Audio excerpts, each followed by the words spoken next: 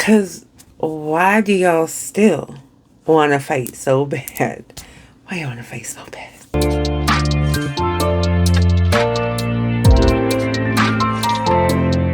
Okay, so keeping in line with the conversations that I've been choosing to have here on this channel, I'm going to dive right into a topic that I think is super important.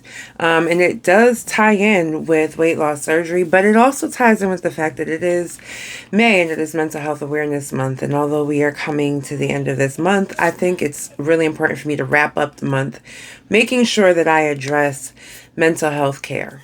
Part of the weight loss surgery journey, you're encouraged by your provider to join weight loss support groups. And that could be online or in person. Like my facility, my doctor's practice, whom I had my surgery with, they have their own groups specific to Beltline bariatrics. But there are other ones. And so I did join one that was specific to duodenal switch. And I joined a couple of others just to get a well-rounded view of those experiences of people who have had weight loss surgery. But you should really be operating with discernment in choosing those groups because there's a lot of information out there. It is the wild, wild west. And you got to be careful about the information that you choose to receive and digest and consume because all info in these groups ain't good info. And the one thing that I see with continuity amongst all of these groups, regardless of whose group it is the lack of awareness for mental health care. I think it should go without saying that mental health care is an important facet or important component of this journey, but I think it should be said anyway, right? Most of us have insurance that requires a psych evaluation, and it also requires you to be able to pass the psychological evaluation because they want to make sure that you're equipped to be able to handle the arduous journey that is a weight loss surgery. So my thought process is if they know that you need to be able to pass a psychological evaluation to get this surgery, then why isn't continuous therapy something that's encouraged prior to weight loss surgery and after? I think it's a major part of the aftercare process. I think something that bothers me the most is when I see those in these groups who are like sharing information on exactly what to say to beat the psychological evaluation. Like, yeah, you could beat the psychological assessment. But it's kind of like, when you're in school and your mom or your dad's at home telling you, don't cheat, you're only going to hurt yourself.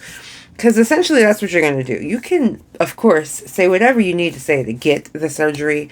But if you're not really doing the work and if you're not in a psychologically stable place to have weight loss surgery, you are only going to hurt yourself.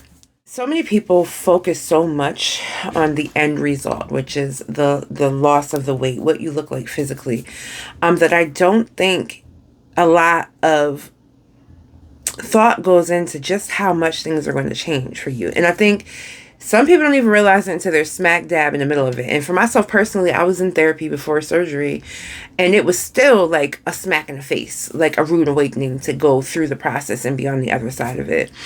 But one thing I will say is there are so many of us who deal with disordered eating and probably don't even know that what we're dealing with is disordered eating because either the behaviors have been normalized, and that could be anything from crash dieting to emotional eating. There are those who, trigger warning, have bulimia or anorexia or have a history of it. And if you've been anywhere in the vicinity of the proximity of dealing with disordered eating of any sort, and habit, or even just thinking about it, it is really important to discuss your relationship with food with a professional, and not just any professional, but a professional who is well-versed or specializes in being able to deal with people's relationships with food and the emotional connection and sometimes the traumatic connection to food and how food should be viewed, especially if you're somebody who has just dealt with restriction and counting calories and all those things, because that's dangerous and slippery slope, my friend, to be on. And so it helps to have somebody to kind of talk you through where your mind is at with food, why it is the way that it is with food, and then preparing yourself to change that entire relationship with food. Because with most weight loss surgeries, not only is the procedure restrictive, meaning your stomach is much smaller, so you cannot eat in the way that you are used to eating. For those who have malabsorptive facets of the surgery, such as myself, like with a duodenal switch or a gastric bypass, you are also malabsorbing food. So you may be looking for comfort in food in a way that you used to prior to surgery, and your body physically cannot do it. And that is a rude awakening for many, many, many of us who go through surgery. The other thing is the potential, especially if you are a food addict. And I know there are many people who say there's no such thing as a food addict. That's not true. You think of it this way. You can be a person who drinks, doesn't mean you're an alcoholic. But the way in which you consume alcohol, the behaviors around alcohol are what determine whether you're an alcoholic. And the same goes for food addiction. But transference is a real thing, meaning now that you don't have your regular coping mechanism, if you don't have healthy mechanisms in place, it's very easy to transfer that addictive behavior to something else, something far more dangerous, perhaps, like drugs, like alcohol. So like I said, it's a slippery slope, my friend, if you are considering weight loss surgery and doing so without the consultation of therapy. I have spent the better half of my adulthood really coming to grips with mental health for myself and all of the things that have affected it. And unfortunately, it's not any one thing.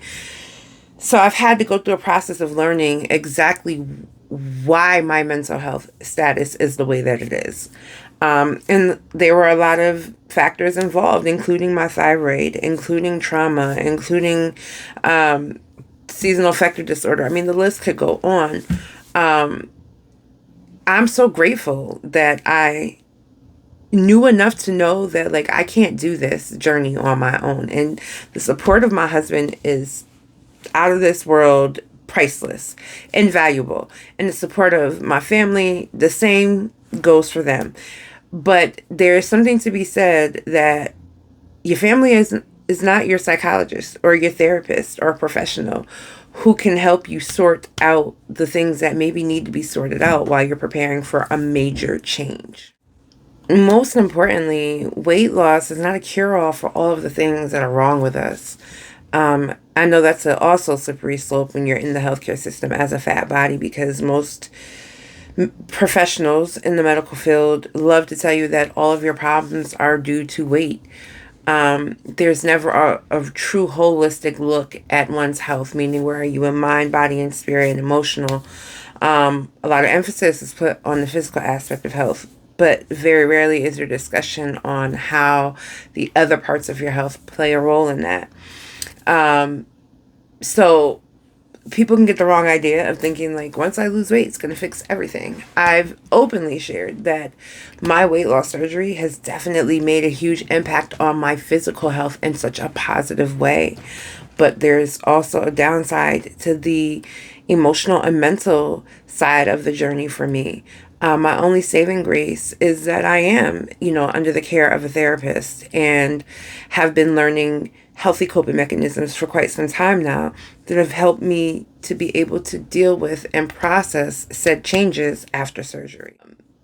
I see a lot of people change their names to, like, the bariatric this babe or the, switched or whatever. And that's cool and all, but sometimes if we're not careful, our weight loss surgery will become our identity. And I briefly touched on this in my stories on Instagram the other day, if you follow me over there.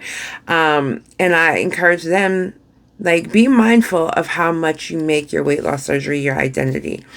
Because if something were to go awry or something were to shift or change, and maybe the surgery is not operating in the way that you thought it would for your body. I see it all the time.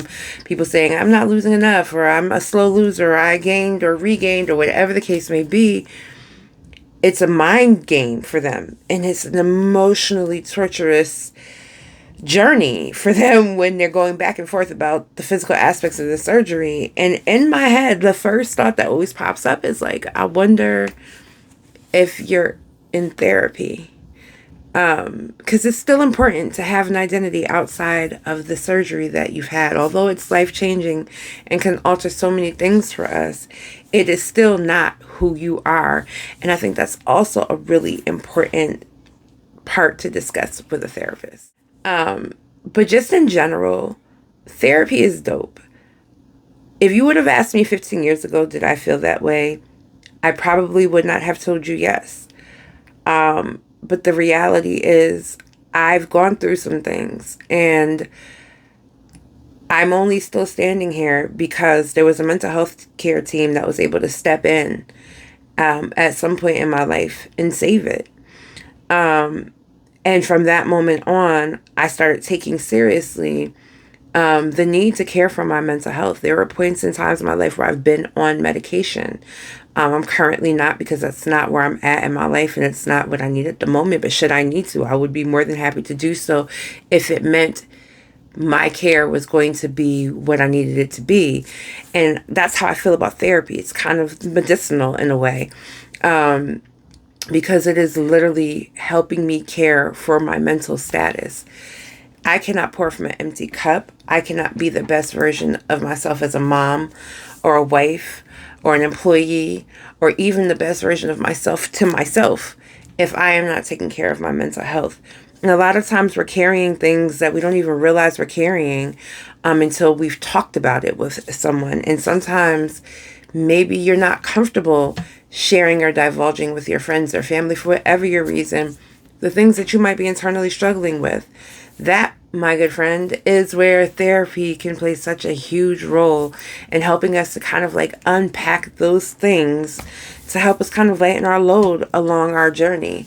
So if I can encourage anybody who is watching this video today as we wrap up the month of May in honor of mental health awareness, please take care of your mental health. Whether your surgeon says it to you or not, or anybody else, I'm going to be the one to say it. Therapy is an absolute must if you intend on having weight loss surgery. If you're even considering it, be honest with yourself, and then be honest with the professional who can help you get to a place where you're prepared and ready for weight loss surgery. Don't skimp on your mental health care. It's as important as any other facet of your care, and it's just as important as the surgery that you may be desiring. And if you've already had surgery and you find yourself struggling and you can't understand why, or even necessarily understand the feelings or emotions that you're navigating, please go to therapy. I'm so glad that people are becoming more honest as the days go by with their mental health, and we're seeing public figures stand up more for their mental health journeys, and I think that's great, especially when they have these platforms and the world is watching them, to put that kind of energy out there, because maybe it will influence somebody who needs to see it to go do the same for themselves. I know that self-love and self-care are, hot button topic or trendy words, but they really are important. And your self-care should also include mental health right alongside your favorite face mask or your favorite nail salon visit. I'm going to keep you guys too much longer. I'm going to hop down off my soapbox in my pulpit and wish you guys a great rest of May. Until next time, you guys. Bye.